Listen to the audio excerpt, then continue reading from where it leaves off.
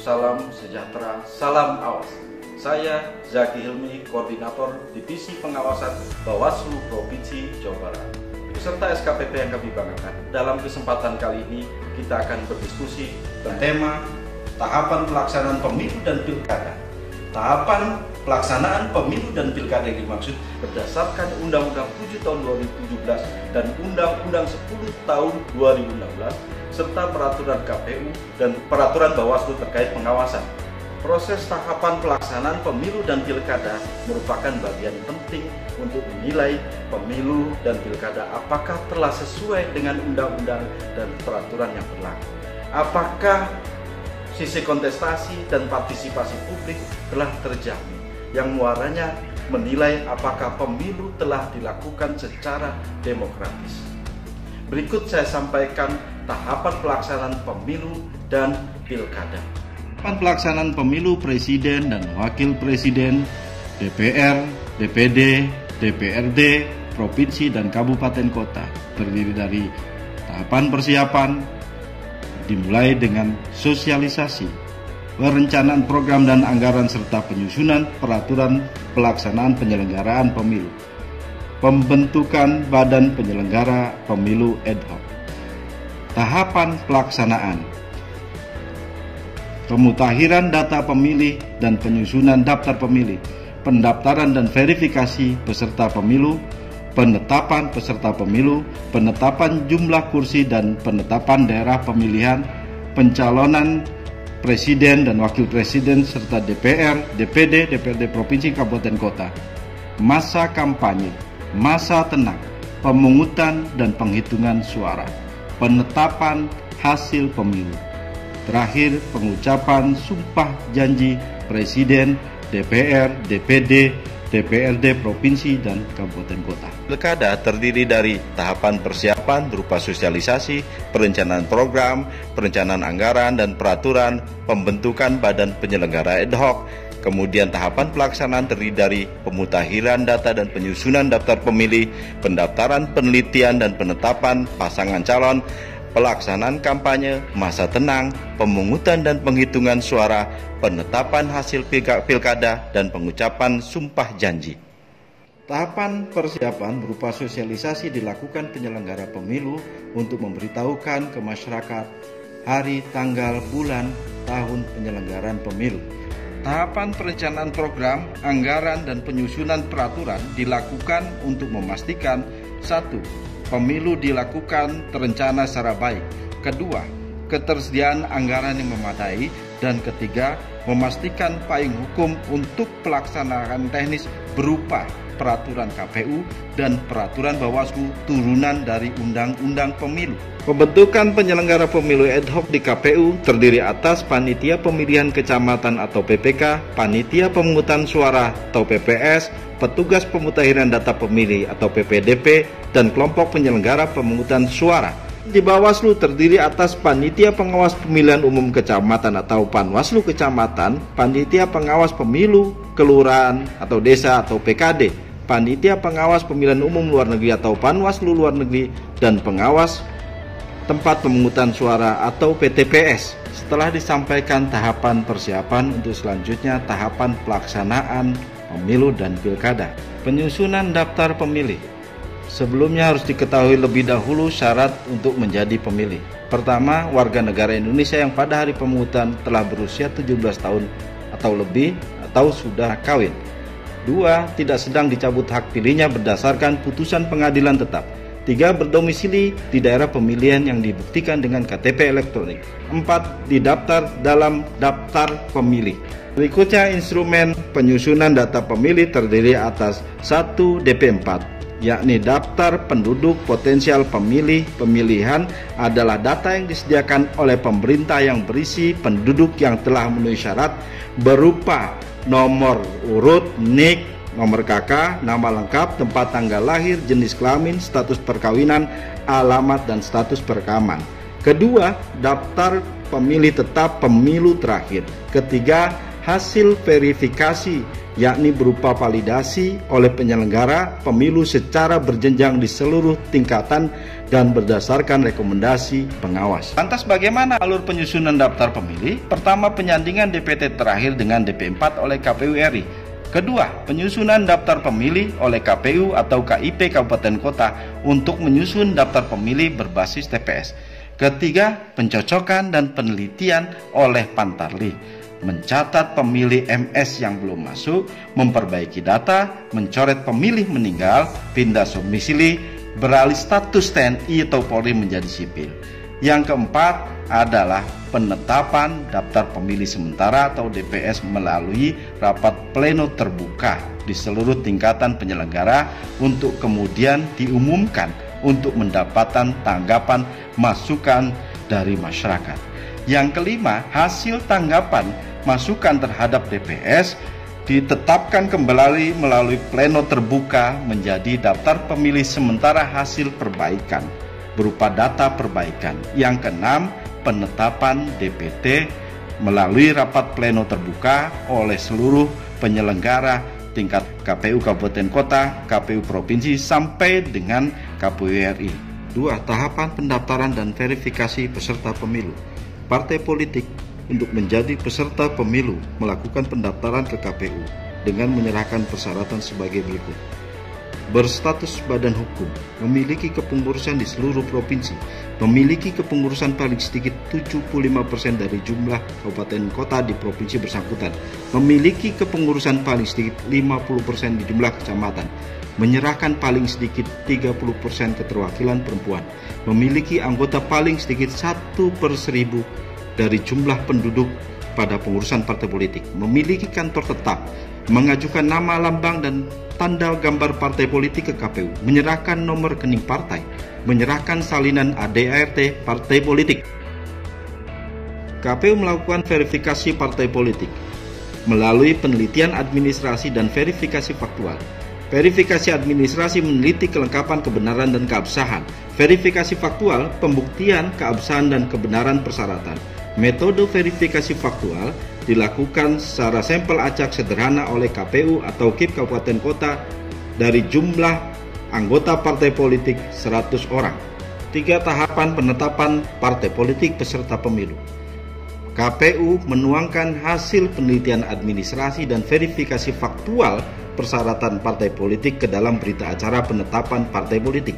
KPU menyampaikan pemberitahuan kepada partai politik. KPU melakukan pengundian nomor urut partai politik dan melakukan penetapan peserta pemilu dalam rapat pleno terbuka. 4. Tahapan penetapan jumlah kursi dan daerah pemilihan. Jumlah kursi anggota DPR ditetapkan sebanyak 575 kursi, DPD sebanyak 4 kursi pada tiap provinsi.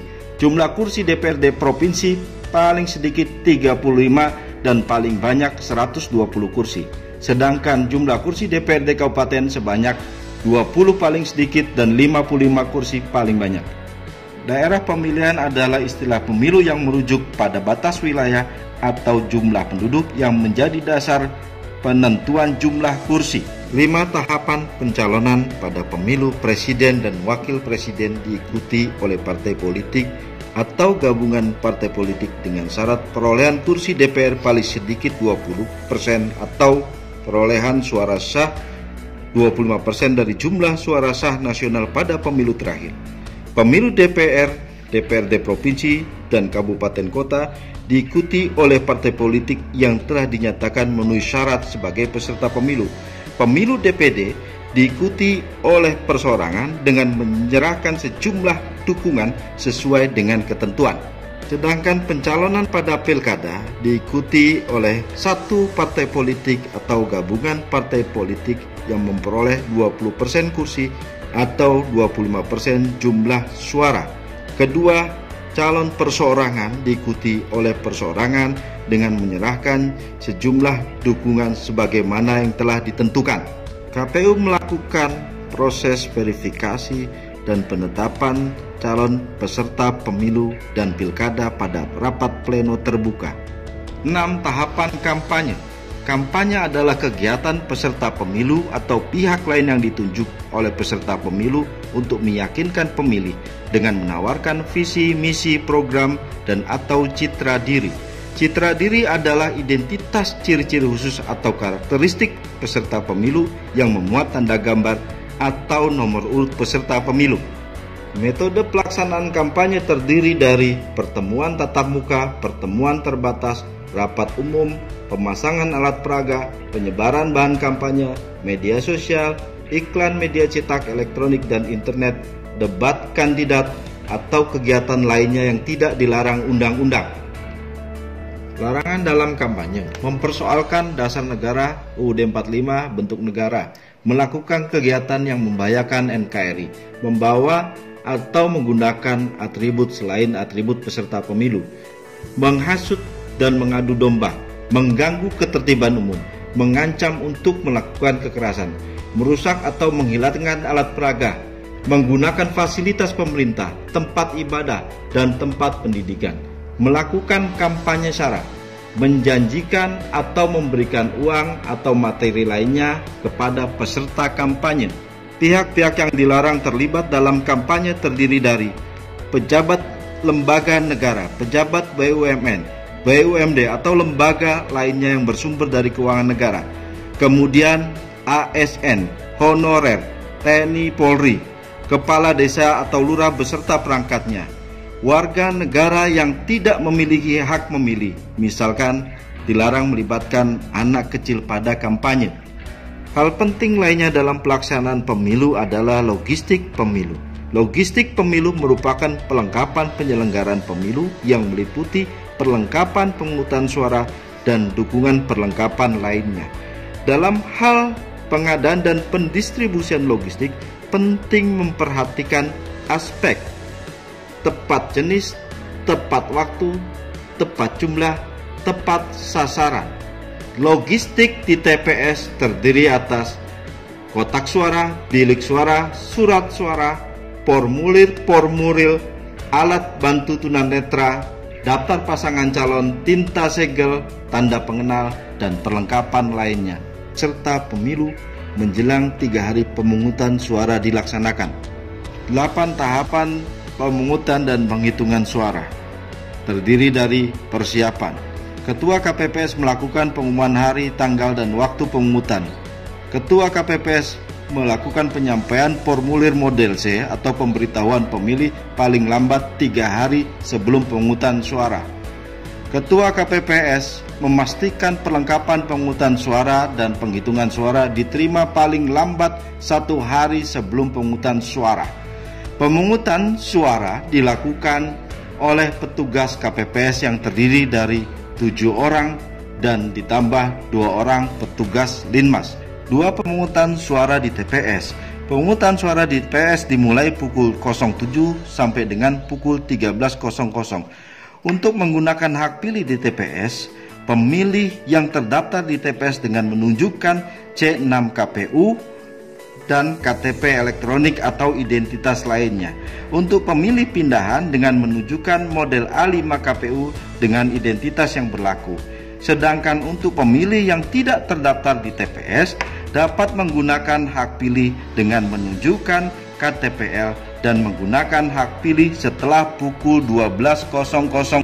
Jenis surat suara yang diterima di TPS pada pemilu terdiri dari surat suara pemilihan presiden, surat suara DPR, surat suara DPD, surat suara DPRD provinsi, dan surat suara DPRD kabupaten atau kota. Surat suara yang diterima pemilih berdasarkan pada kategori pemilih, apakah pemilih tersebut merupakan pemilih terdaftar di TPS, apakah pemilih tersebut merupakan pemilih pindahan, atau pemilih tersebut merupakan pemilih yang menggunakan KTP elektronik. Sedangkan pemungutan suara pilkada berdasarkan domisili pemilih pada daerah pemilihan kabupaten atau kota untuk pemilihan bupati dan wali kota, dan domisili provinsi setempat untuk pemilihan gubernur. Sedangkan jenis dan jumlah surat suara berdasarkan jumlah calon peserta pilkada. Selanjutnya, tata cara pemberian suara dilakukan dengan cara mencoblos 1 kali pada kolom surat suara yang ada. Setelah pukul 13.00, proses pemungutan suara dihentikan kecuali untuk pemilih yang sedang masuk dalam antrian. Untuk selanjutnya dilakukan proses rekapitulasi penghitungan suara di TPS. Dalam pelaksanaan pemungutan dan penghitungan suara di TPS dihadiri oleh saksi peserta pemilu atau pilkada dan diawasi oleh pengawas TPS. Proses penghitungan dan rekapitulasi di TPS dimulai setelah pukul 13 dalam hari yang sama dan dapat diperpanjang selama 6 jam tanpa jeda berdasarkan putusan Mahkamah Konstitusi. Hasil rekapitulasi pemungutan suara dituangkan dalam formulir C dan C1 serta berita acara pemungutan suara. Saksi dan pengawas TPS mendapatkan salinan formulir C1. Hasil rekapitulasi di TPS disampaikan kepada PPS. PPS menyampaikan hasil pemungutan dan rekapitulasi suara di seluruh TPS dalam satuan desa atau kelurahan kepada PPK di kecamatan. Proses pelaksanaan rekapitulasi hasil pemilu maupun pilkada dilakukan di kecamatan dengan mengundang saksi peserta pemilu dan panwascam. Dalam proses rekapitulasi di PPK, saksi partai politik dapat menyampaikan keberatan apabila terdapat selisih hasil penghitungan suara di TPS dengan menunjukkan bukti selisih perbedaannya, dan panwascam dapat memberikan rekomendasi perbaikan berdasarkan temuan selisih penghitungan suara. Terhadap selisih hasil yang disampaikan oleh saksi dengan alat bukti yang kuat, maka PPK melakukan koreksi dan rekomendasi panwascam wajib dilaksanakan oleh PPK. PPK dalam menetapkan proses rekapitulasi pemungutan suara di tingkat kecamatan membuat berita acara hasil rekapitulasi pemungutan kecamatan dan diberikan salinan kepada saksi peserta pemilu dan panwascam. PPK menyampaikan hasil rekapitulasi kepada KPU di tingkat kabupaten atau kota. Untuk selanjutnya dilakukan rekapitulasi secara berjenjang di tingkat KPU kabupaten atau kota, KPU provinsi sampai dengan KPU RI untuk hasil pemungutan suara secara nasional. Proses rekapitulasi di seluruh tingkatan, baik di PPK, KPU kabupaten kota, KPU provinsi maupun KPU RI, dilakukan dalam pleno terbuka dihadiri oleh saksi peserta pemilu dan pengawas pemilu. Selanjutnya, penetapan hasil pemilu dilakukan sesuai tingkatan. Penetapan anggota DPRD Kabupaten Kota dilakukan oleh KPU Kabupaten Kota. Penetapan anggota DPRD Provinsi dilakukan oleh KPU Provinsi. Penetapan DPR RI, DPD RI, dan Presiden terpilih dilakukan oleh KPU. Terhadap penetapan hasil pemilu oleh KPU, manakala terdapat keberatan oleh peserta pemilu, dapat diajukan gugatan ke Mahkamah Konstitusi paling lambat 3 hari setelah penetapan diterbitkan oleh KPU.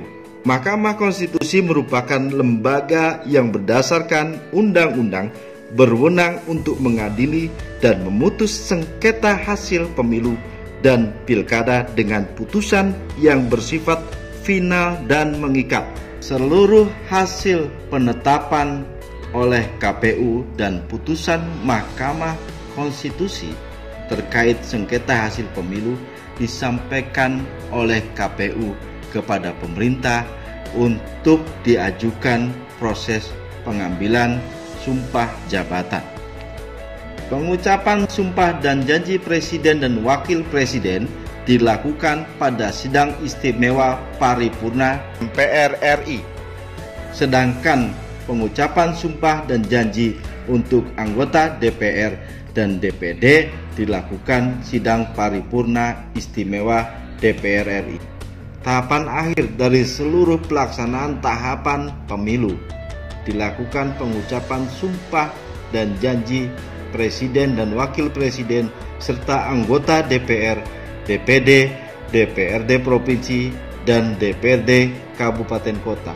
Sedangkan untuk pilkada dilakukan sumpah dan janji jabatan gubernur dan wakil gubernur, bupati dan wakil bupati, serta wali kota dan wakil wali kota.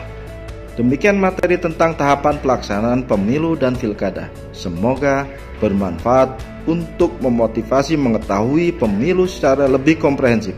Selamat berdiskusi bersama rakyat awasi pemilu, bersama Bawaslu tegakkan keadilan pemilu.